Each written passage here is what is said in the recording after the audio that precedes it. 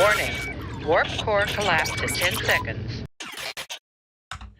How's it going, everybody? It is your favorite underrated YouTuber, Big Dog, here.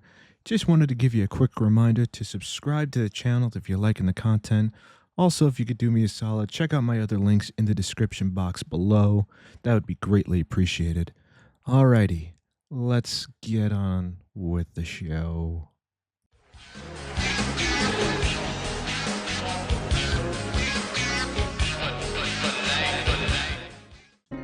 What's going on, everybody? It is your man Big Dog here, and welcome to episode 281 of the Dog House.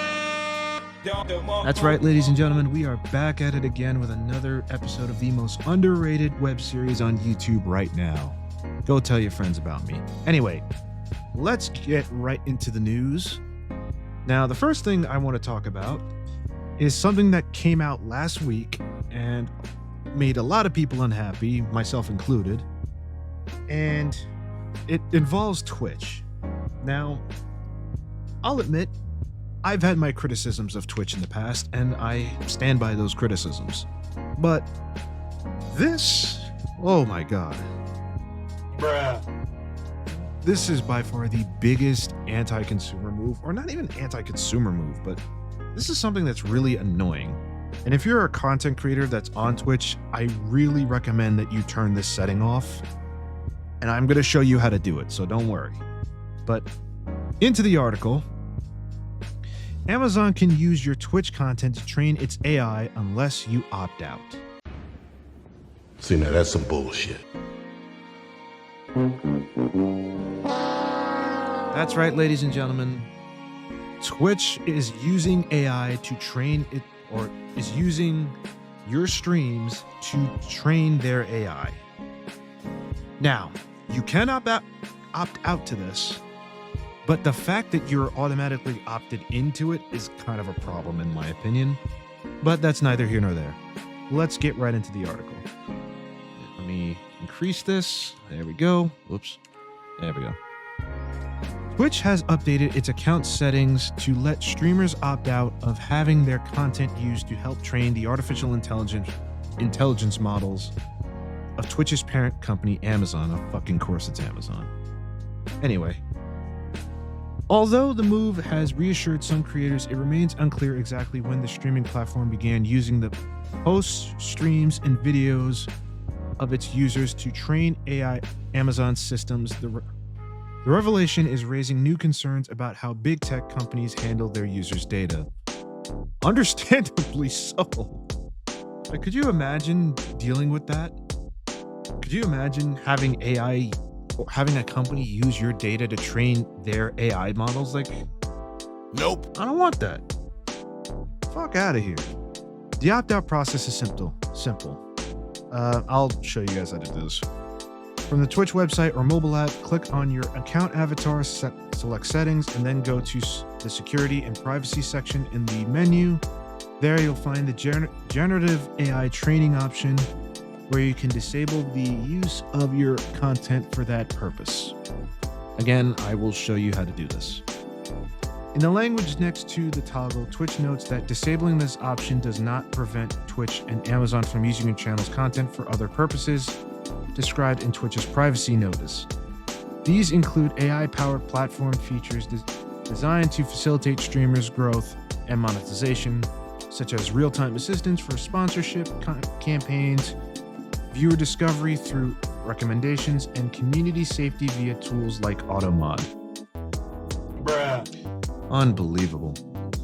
So even if you do opt out, they're still going to use your data. That's ridiculous, but not surprising with a big company like this.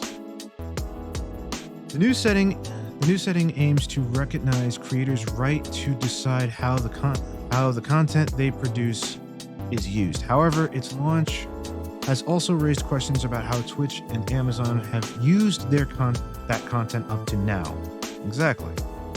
In a forum dedicated to the topic, more than 16,000 creators expressed opposition to having their content being used by default to train Amazon's AI systems, a practice that only came to light following the update to the settings. Let's see. The backlash across arose after a live stream in which Mary Kish, I hope I said that right, Twitch's head of community, explained the introduction of the changes. The executive acknowledged that the change would provoke a negative reaction, and yet you still did it.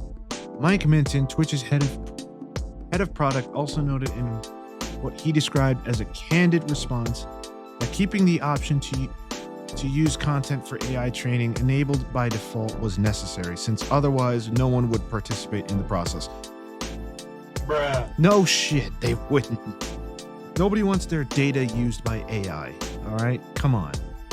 Minton pointed out that these mechanisms are not unique to Twitch and considered it likely that other companies developing AI systems are also extracting content from Twitch and other services to use in training their modules.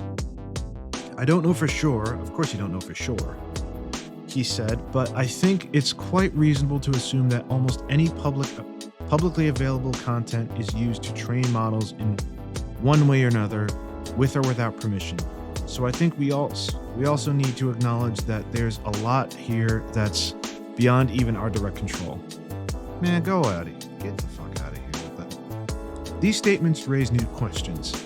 Since when has Twitch content been used to train AI models? Is Amazon the only company using this data, or are its business partners also involved? Most likely they are.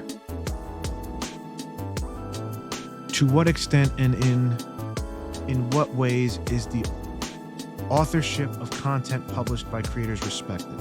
Twitch's terms of service, in effect since March 2024, have stipulated that users grant Twitch and its sublicensees the right to use, reproduce, modify, adapt, distribute, and create derivative works from their content. However, until now, they have not explicitly stated that such materials could be used to train generative AI models. The training data problem. This case highlights one of the major challenges facing AI system developers, the growing shortage of high-quality data for training modules. Although companies like OpenAI have reached agreements with various publishers, including Wired's corporate parent Condé Nast, oh, that's not good, to use some of their content for this purpose, available data sources are dwindling as technology advances and the demand for data increases. As a result, various alternatives have emerged that are reigniting the debate over the ethics and transparency of training processes. For some time now, Meta has been using posts and images that users share on Facebook and Instagram to train its AI models. That's not surprising. Recently, it also came to light that the company was using its employees' activity and screenshots captured by users of its smart glasses for the same purpose. I don't love that. Similar cases have been documented involving Google and YouTube. Oh no. Thus, high-quality training data has become another strategic resource along with chips, memory, and electricity that the lending developers of artificial intelligence models have found running short as they struggle to sustain the pace of innovation demanded by the market. Okay. All signs point to a portion of that demand being met with information generated by users themselves in exchange for free access to everyday digital services. Okay. So what is my take on this? Well, it's quite simple. Nope. It's not a good thing. Listen, I get it.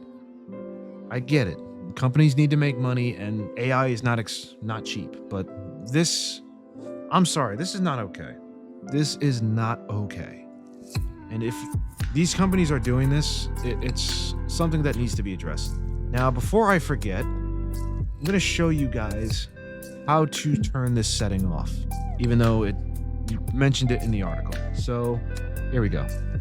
So first thing you want to do is go to your channel icon. Where is it? Go to settings and security and privacy and where is it?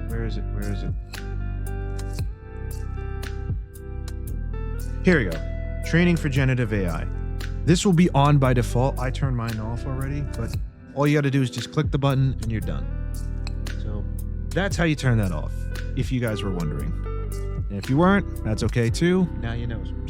But anyway, let's move on to something else before you guys and myself get angrier. Let's talk about EDP.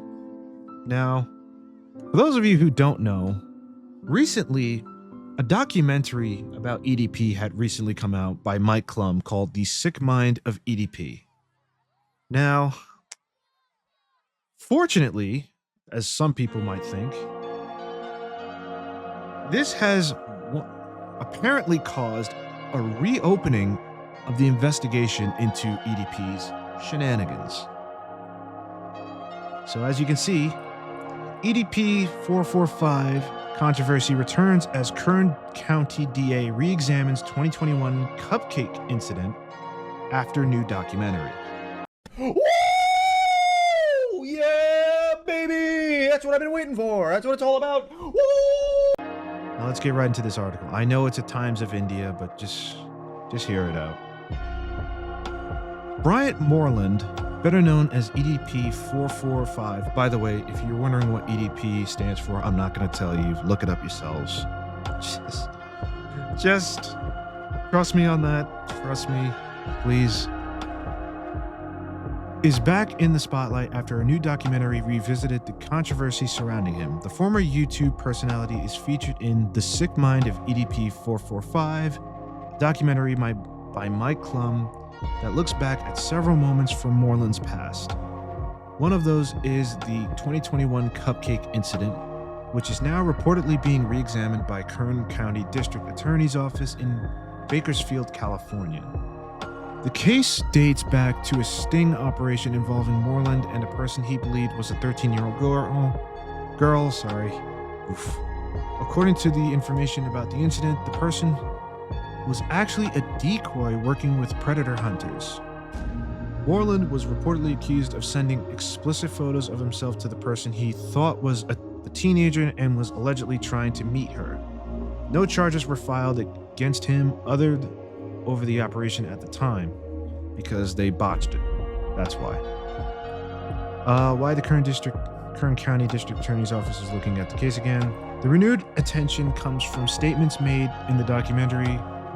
Bakersfield now reported that the Kern County District Attorney's Office is now re-examining the 2021 case because of what Moreland said in the film.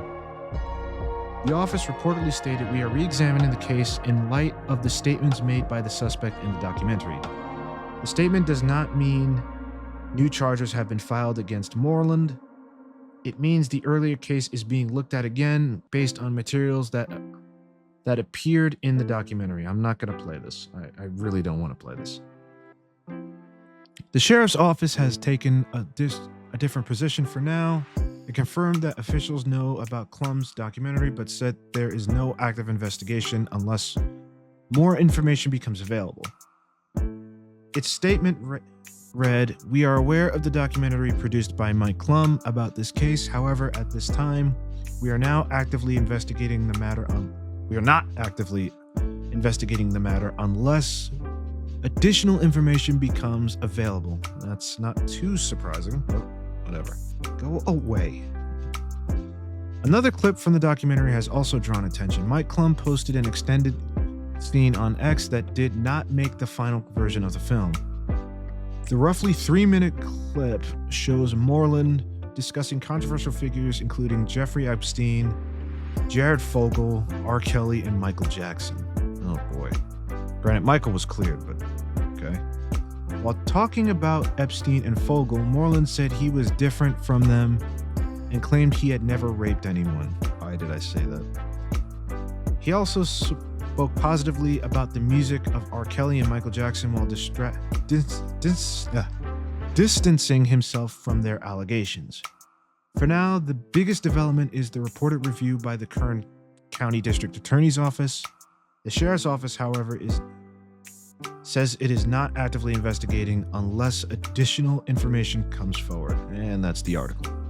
All right, so what do I think about this? Honestly, I think it's a step in the right direction. Is it the resolution that we want? Nope. Not really. But still, I think it's still a step in the right direction. At least they're re-looking at it. Now, does this mean that he's going to get charged? Nope. Not necessarily, but again, it's better than nothing in my opinion. But let me know what you guys think. All right, now let's get into the section of the video that honestly I've been looking forward to, and that is talking about Marvel trailers. Now, last week, Disney did their D23 event, and they showed a lot of Marvel stuff during said event. Now, I'm not going to talk about the X-Men stuff because I already did a video about that. You can check the channel for that. But I do want to talk about two trailers that premiered during D23. And one of them is for Vision Quest. Now, I'm not going to lie to you guys, I completely forgot about this show. But they recently showed a trailer during D23, and I'm kind of interested to see what you guys think about it. So let's watch it. Also, I may be doing some funky things in the background in post because I don't want to get copyright claimed, even though I probably will be, but whatever. Let's do it. Before you started working here, I remember when you'd come in all the time with that redhead.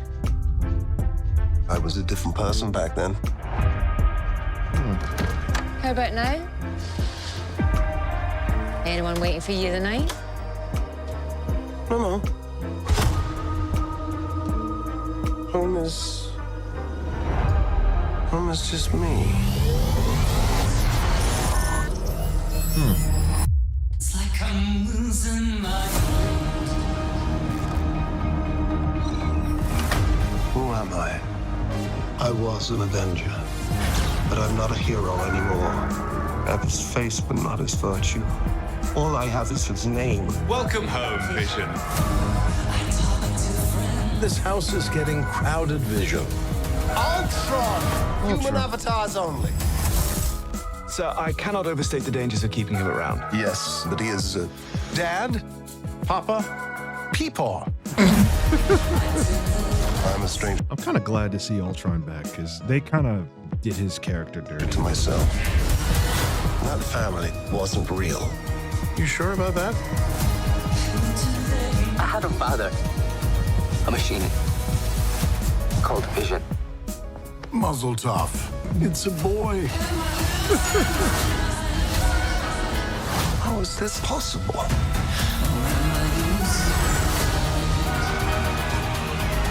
Free us all and save your son.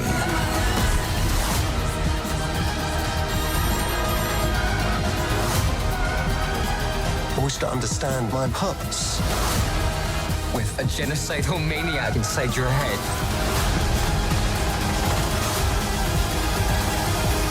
Nothing bonds a family together quite like mortal jeopardy.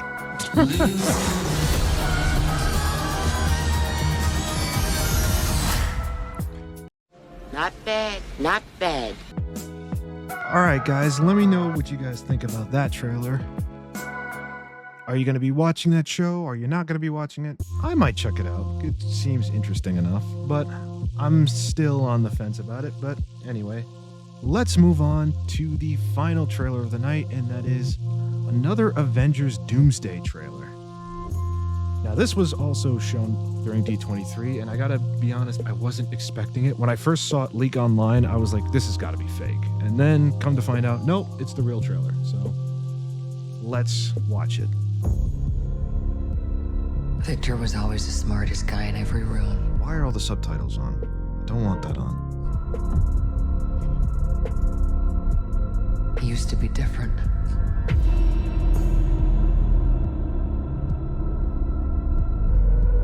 He used to be kind, he used to be caring. And then everything he loved was taken from him. Interesting. I knew he was lost. So it sounds like they're trying to make him a little more sympathetic in the movie, which, okay, that's a choice. But I did not realize that he was broken. I gotta admit, this armor looks amazing.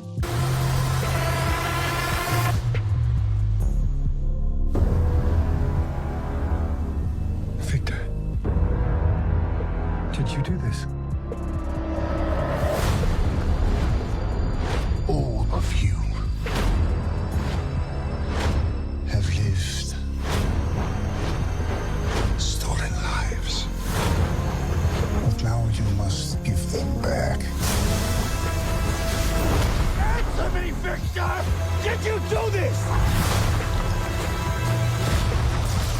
swear you will beg for hell long before I grant it.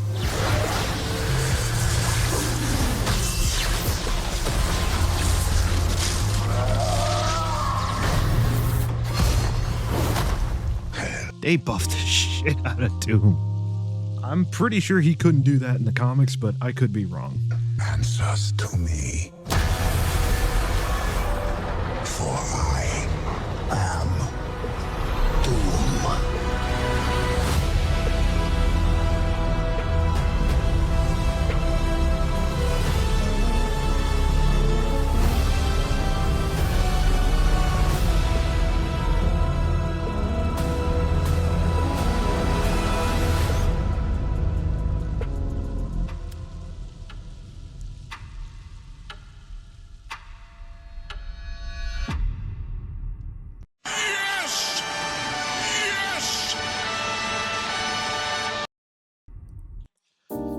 All right, and there you have it, the second trailer to Avengers Doomsday.